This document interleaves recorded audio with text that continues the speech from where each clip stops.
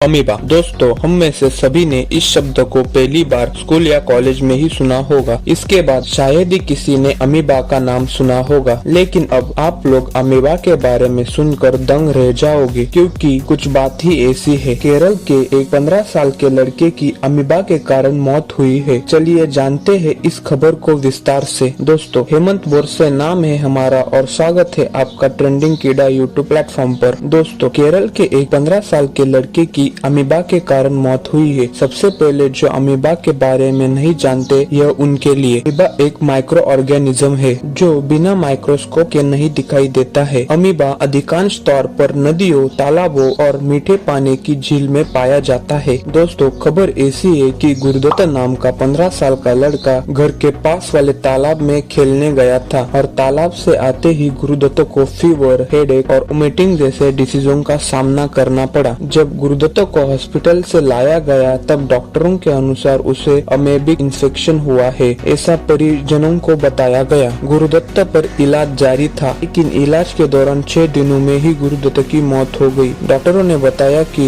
Amoebic infection के कारण ही गुरुदत्त की मौत हुई है। अमीबा गुरुदत्त के ब्रेन को खा गया था। दोस्तों, इंसान का ब्रेन खाने वाले अमीबा को नगलेरिया फ्लावोलरी कहा जाता है। यह एक अमीबा का ही प्रकार है। इसकी साइज नॉर्मल अमीबा जितनी ही होती है, लेकिन यह नॉर्मल अमीबा से कई गुना ज्यादा घातक होता है। तो सवाल यह है दोस्तों कि नगलेरिया फ्लावोलरी कहाँ पाया जाता है। दोस्तों, नगलेरिया फ्लावोलरी पानी में पाया जाता है, खासकर गुनगुने कोमट पानी में पाया जाता है। यही नहीं दोस्तों, अमीबा स्विमिंग पूल, पाइपलाइन और सैलून, अगर इन जगहों पर ठीक से सफाई न हो तो यहाँ पर भी पाया जा सकता है। उष्ण तापमानों की जगहों पर यह और भी ज्यादा पैमाने में पाया जाता है। दोस्तों, इससे आपके मन में एक सवाल उठना तो लाजमी है। पानी के एक बूंद में असंख्य माइक्रो ऑर्गेनिज्म होते हैं, लेकिन हमें सर्दी खांसी के बजाय कुछ भी नहीं होता, तो फिर यह मौत का कारण कैसे बना? तो इसके जवाब के तौर पर हमें देखनी पड़ेगी अमीबा की ब्रेन तक पहुंचने की प्रोसेस। दोस्तों, आमतौर पर जब हम पानी में खेल रहे होते हैं तब सीधे तौर पर हमारे नाक में पानी की कुछ बूंदे जाती है। अगर उस वक्त पानी के अंदर नगलेरिया फ्लावोलरी होगा तो वह सीधे